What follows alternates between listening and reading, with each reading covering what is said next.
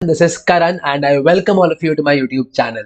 आज की वीडियो में हम बहुत बहुत इंपॉर्टेंट डिस्कशन करने वाले हैं। आज की वीडियो सब लोगों के लिए बहुत इंपॉर्टेंट होगी जो नीट 2023 देकर भी आया है और जिसका अच्छा पेपर नहीं गया, जो अगला अटेम्प्ट देने का टारगेट कर रहे हैं और जो नीट 2024 में अपीयर करने वाले हैं। तो इस वीडियो को पूरा एंड तक जरूर देखना और अगर एक मेरे एफर्ट्स अच्छे लगे और वीडियो अच्छा लगे तो चैनल को सब्सक्राइब जरूर करना और वीडियो को शेयर जरूर करना। आज की वीडियो हम डिस्कस करने वाले हैं केमिस्ट्री पेपर की एनालिसिस नीट 2023 की।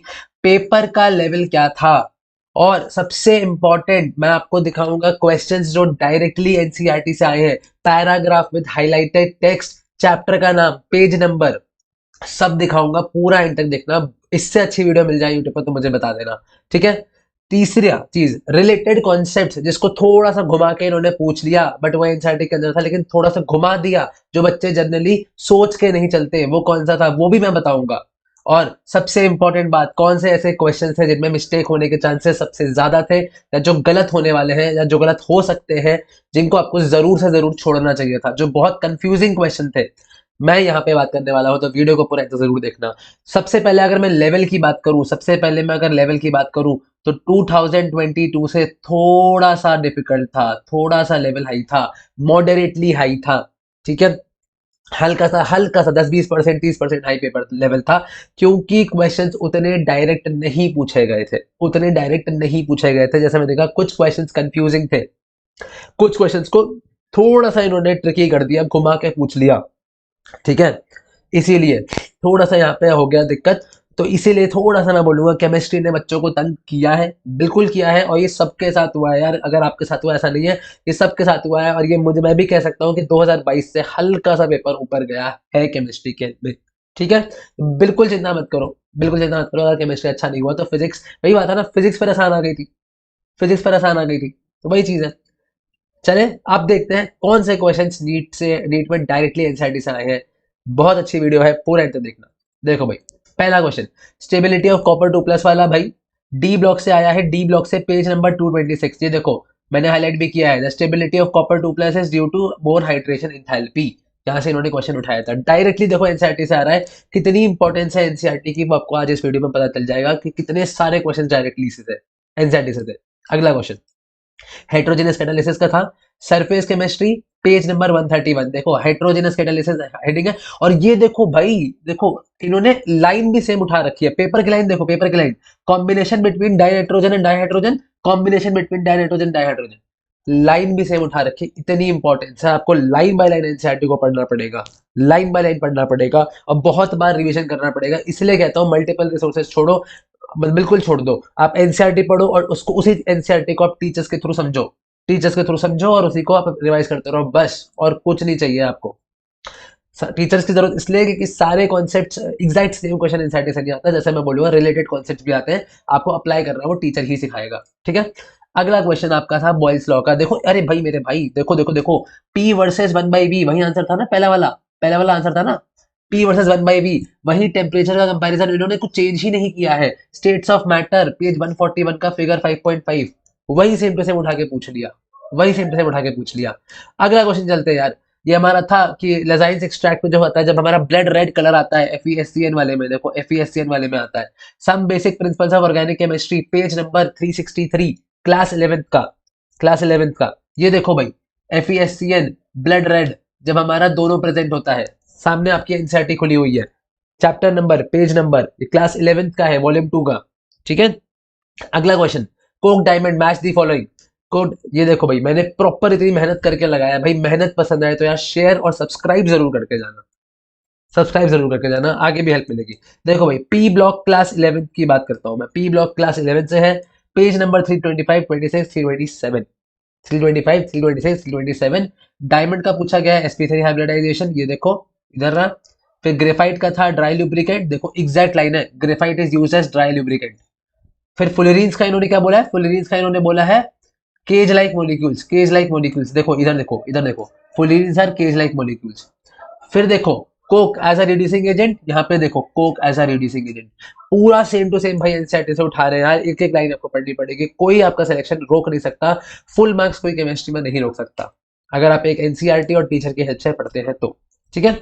ये which of the following statements is correct. है ना, ये देखो ये देखो ये देखो, डेली रिक्वायरमेंट वाला आंसर था इसका। इसका आंसर कौन सा था, डेली रिक्वायरमेंट वाला था, ये देखो, डेली रिक्वायरमेंट इज 200 से 300 mg। अगर एटीपी का पूछो तो एटीपी का पूछो तो पहली लाइन भी एनसीईआरटी से है। ये इंटर न्यूरॉन ट्रांसमिशन भी नीचे आपको एनसीईआरटी से मिलेगा, कैल्शियम वाला पार्ट, ये देखो मैंने सब अंडरलाइन कर रखा है। तो अगर इतना कुछ अगर एनसीईआरटी से आ रहा है तो भाई आपको सिर्फ और सिर्फ एनसीईआरटी ही पढ़नी है अच्छे से। एक सेकंड देना मेरे को, एक सेकंड देना। समझ में आ रही है बात एकदम बढ़िया से? आगे चलते हैं। ये देखो मॉलिक्यूलर ऑर्बिटल थ्योरी का क्वेश्चन था, मॉलिक्यूलर ऑर्बिटल थ्योरी का क्वेश्चन था। Chemical bonding page 129 class 11th volume 1। Chemical bonding page 129 class 11th volume 1। देखो यहाँ पे लिखा भी हुआ है, it has been observe that for molecule such as B2 C2 N2 order दूसरा होता है, और ये ऑर्डर भी लिखा हुआ है, मैंने हाईलाइट आपके लिए कर दिया है। पसंद आ रही वीडियो तो लाइक जरूर कर देना, सब्सक्राइब जरूर कर देना। चलते हैं आगे। अब देखो सॉल्यूशंस की वीडियो है भाई, हीलियम हैज हाई सॉल्युबिलिटी वाला solutions page number 43 class 12 volume 1। यहाँ पे साफ साफ लिखा हुआ है, टू अवॉइड बेंड्स हम क्या करते हैं, scuba divers are filled with air diluted with helium, वही लिखा हुआ है, dilute oxygen in diving apparatus। बहुत बहुत इंपॉर्टेंट, ठीक है। ये देखो भाई अगला क्वेश्चन इनऑर्गेनिक का, ठीक है, जिसमें नॉट करेक्ट पूछा गया था, और ये डी और ई आपके नॉट करेक्ट थे, डी और E. H H bond dissociation enthalpy जिसमें लिखा है लोवेस्ट। अब देखो भाई हाइड्रोजन चैप्टर का है ये, हाइड्रोजन चैप्टर का है ये, पेज नंबर 286 287 क्लास 11 का, hydrogen class 11 page 286 287। H H bond enthalpy is the highest for a single bond, यहां से मिला आपको। और दूसरा ये रहा, इट रिड्यूसेस सब metal ions and oxide less active than iron. ऊपर देखो, यहाँ पे देखो, यहाँ पे पूछा लिखा गया था मोर एक्टिव देन आयरन, इसलिए तो गलत था। सेम उठाया यहाँ से, less active than iron, same यहाँ से उठाया हुआ हाइड्रोजन पेज नंबर 286 287। अगला क्वेश्चन, ये जो पूछा गया सबसे सिंपल क्वेश्चन था, एलाइलिक विनाइलिक हैलाइड। ये देखो भाई अगर आपका sp2 कार्बन के बगल में एक sp3 कार्बन होता है, उस पर लगा तो उसे एलाइलिक बोलते हैं। Haloalkanes haloarenes class 12 page number 282। Haloalkanes haloarenes class 12 page number 282, बहुत इंपॉर्टेंट। चलते हैं आगे। ये देखो भाई लुइस एसिड, लुइस एसिड कितनी इंपॉर्टेंस है एनसीईआरटी की, आप देख रहे हो। उन्होंने एग्जांपल पूछा कौन सा है भाई, BF3। ये देखो, ये देखो भाई इन्होंने एग्जांपल पूछा कौन है भाई, BF3। ये देखो इन्होंने लिख भी दिया है BF3। जो ट्राइहेलाइड्स है they are Lewis acids, boron trihalide trifluoride easily react with Lewis bases, accept करता है साफ साफ।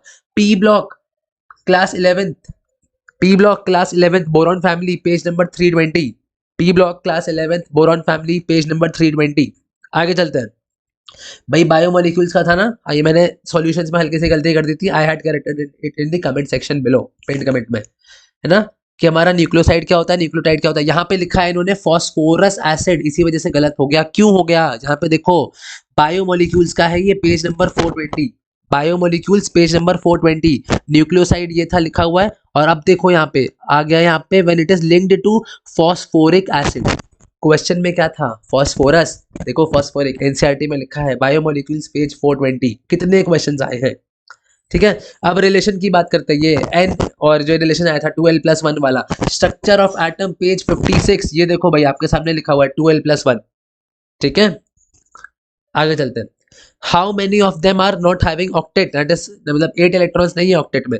देखो भाई इन्होंने एग्जांपल कौन सा लिया है, AlCl3 का लिया है, BX2 का लिया है, और PCl5 का लिया है। देखो भाई chemical bonding page 105, chemical bonding page 105, page 105। देखो यहाँ पे इन्होंने लिखा हुआ है AlCl3 लिखा हुआ है, यहाँ पे इन्होंने BeH2, वैसे ही BeCl2 बनेगा, और वैसे ही इन्होंने यहाँ पे PF5 लिखा हुआ है, वैसे ही PCl5 होता है। तो सेम एग्जांपल उन्होंने उठाया हुआ है, कितना ज्यादा क्वेश्चन एनसीईआरटी से डायरेक्ट आता है। ये तो वो चीज है जो लाइन छाप के जैसे उठाई गई है, अभी तो मैं कॉन्सेप्ट पे सिखाऊंगा, कॉन्सेप्ट बताऊंगा कौन सा रिलेटेड कॉन्सेप्ट से आया है। देखो ये रहा आपका इंटरमोलिकुलर फोर्सेस का states of matter page number 137, states of matter page number 137। Intermolecular forces heading है, साफ साफ लिखा है, this term does not include the electrostatic forces and also the covalent bonds, इनको इंक्लूड नहीं करता इंटरमोलिकुलर में, वही आपसे पूछा गया था। सेम क्वेश्चन एनसीईआरटी की लाइन से उठा के फ्रेम किया गया है, ठीक है। अगला क्वेश्चन मेटालिक सोडियम का solutions in liquid ammonia, S block page number 302, S block page number 302। देखो they are deep blue and paramagnetic, इधर देखो, इधर देखो, blue, deep blue solutions and they are paramagnetic. And reason क्या दिया है, formation of amides, जो कि गलत था। रीजन दिया है यहाँ पे the blue colour is due to the ammoniated electron. यहीं से उठाया गया क्वेश्चन है, यहीं से उठाया गया क्वेश्चन है। S block page number 302, class 11th। अगला क्वेश्चन ये पूछा गया था आपका, बारबिटोरेट्स कौन सा है? देखो भाई, देखो देखो, हमारा वेरोनल आंसर था इसका। ये देखो, डेरिवेटिव्स ऑफ बारबिटोरिक एसिड जैसे वेरोनल, एमाइटल, ये सारा का सारा। Chemistry in everyday life, page number 445। Chemistry in everyday life, page number 445, यही सेम उठाया गया है। अगला क्वेश्चन चलते हैं। आप बस क्वेश्चन नंबर भी गिनाऊंगा, मैं अभी क्वेश्चन नंबर भी गिनाऊंगा, कितने क्वेश्चन आए, नंबर ऑफ क्वेश्चन। वेट करो, बस बस वेट करो, पूरा इंटर देखो भाई। नियोप्रीन का पूछा गया था, नियोप्रीन पॉलीमर, पेज नंबर 434। देखो ऑप्शन नंबर 1 वाला, ये देखो मैंने हाईलाइट भी कर दिया आपके लिए, पेज नंबर 434 पॉलीमर। अगला क्वेश्चन चलते हैं।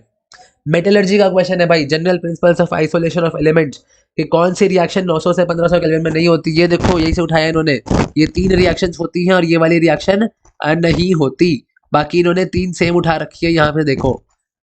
Metallurgy page number 160, general principles of isolation of elements page number 160, यहां से आया है।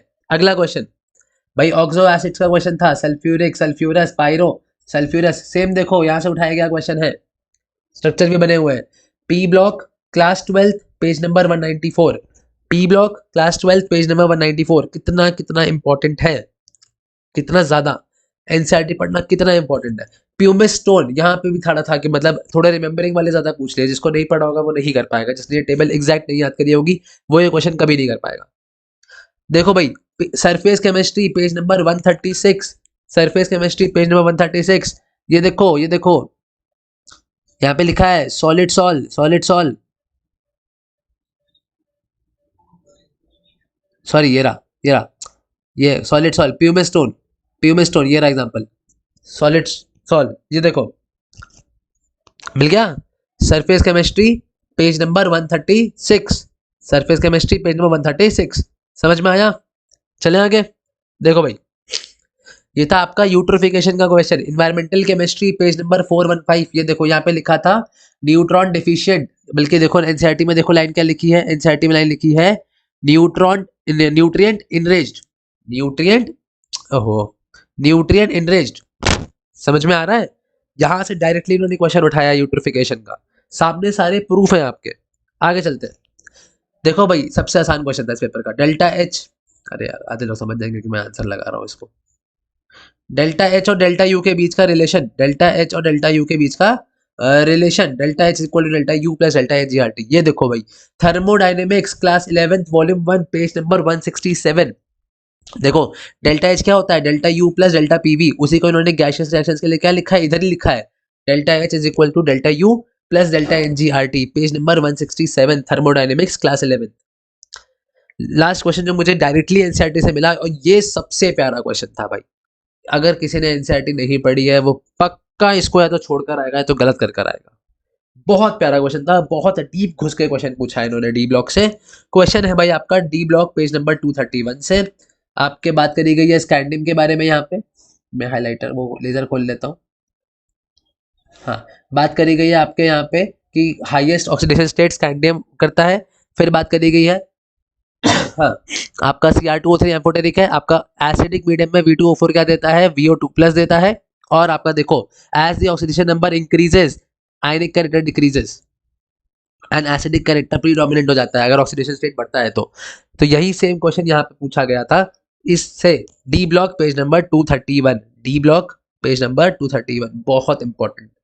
अब चलते हैं रिलेटेड कॉन्सेप्ट्स, कौन सा उसने ऐसे क्वेश्चन थे जो डायरेक्टली उसने घुमा दिए। पहला तो नेम रिएक्शंस ने काफी पूछी है, काफी पूछी है ना, और ऑब्वियसली बात है उसमें आप सेम क्वेश्चन तो एक्सपेक्ट नहीं कर सकते हो। जैसे उसने वुड स्प्लिटिंग यूज कराई है, उसने काफी चीजें और भी आपकी यूज करा रखी है, रिलेटेड कॉन्सेप्ट मल्टीपल प्रोडक्ट बना के, तो वो थोड़ा टाइम टेकिंग हो सकता था। अगला डीकार्बोक्सिलेशन जो होता है ना, soda lime process, soda lime process को उसने कंबाइन कर दिया, उसने कंबाइन कर दिया मोल कॉन्सेप्ट से, बड़ा अच्छा मतलब उसने मिक्स किया एक, ठीक है। और तीसरी चीज टॉलेंस रिएजेंट, टॉलेंस रिएजेंट आप पढ़ते हो एनसीईआरटी में, लेकिन उसने इस बार डाइअमीन का कॉम्प्लेक्स बना के रिएक्शन पूछ ली, डाइअमीन का कॉम्प्लेक्स बना के रिएक्शन पूछ ली। हो सकता है कुछ बच्चों को स्ट्राइक ना करे, बिल्कुल हो सकता है, बट ये एनसीईआरटी से ही है तो इनको भी एनसीईआरटी से ही मानूंगा मैं। अब गिन लेते हैं एक बार क्वेश्चंस कितने एनसीईआरटी से थे, डायरेक्टली गिन लेते हैं एक बार गिन लेते हैं। ये तो डायरेक्ट वाले क्वेश्चंस है। 1 2 3 4 5 6 7 8 9 10 11 12 13 14 15 16 17 18 19 20 21 22 23 24 24 क्वेश्चंस तो डायरेक्टली थे भाई, 24 तो डायरेक्टली आए थे, डायरेक्टली। और बाकी भी जो बचे कुछ क्वेश्चंस है ना, वो भी रिलेटेड कॉन्सेप्ट्स ही थे कि आप पढ़ते तो हो ही नेम रिएक्शंस एनसीईआरटी में, क्वेश्चन थोड़ी सेम आ जाएगा। आप पढ़ते तो हो ही decarboxylation, mole concept, Dalton atomic theory, Dalton atomic theory पढ़ते तो हो ही आप। तो आप मान के चलो आपका मोस्ट ऑफ द मैक्सिमम पूरा ही पेपर एनसीईआरटी से आता है। बस आपको अच्छे से एक एक लाइन पढ़नी है और उनके रिलेटेड क्वेश्चन प्रैक्टिस करने हैं। और जो क्वेश्चंस कंफ्यूजिंग थे, जिनमें बच्चों के नंबर कट सकते हैं, जिनको बच्चों को छोड़ना चाहिए था, वो एक क्वेश्चन था आपका जिसमें पूछा गया था कि स्टेबिलिटी के लिए कौन सा कैरेक्टर, थैलियम आयोडाइड, थैलियम ट्राइआयोडाइड और इंडियम वाला। इसका आंसर ये भी पॉसिबल है, ये भी पॉसिबल है, कुछ कुछ आप अलग अलग एंगल से सोचो तो भाई एक थोड़ा कंफ्यूजिंग क्वेश्चन था। इसका एग्जैक्ट आंसर मैं एनटीए में छोड़ देता हूँ। और ये डिहाइड्रेशन वाला जो क्वेश्चन था जिसमें NO2 लगे हुए थे, उसका भी मेरे अकॉर्डिंग आंसर कुछ और है, कुछ लोगों का आंसर कुछ और अकॉर्डिंग कुछ और है, तो उसका आंसर भी मैं एनटीए के अकॉर्डिंग उसका आंसर भी मैं एनटीए में छोड़ देता हूँ। तो ये थी आपकी पूरी डीप एनालिसिस केमिस्ट्री के पेपर की नीट 2023। अगर आपको वीडियो अच्छी लगी हो तो प्लीज सब्सक्राइब जरूर करना चैनल को और शेयर भी जरूर करना वीडियो को सबके साथ। मिलते हैं अगले वीडियो में, तब तक के लिए stay tuned with chemistry with Karan. Thank you so much.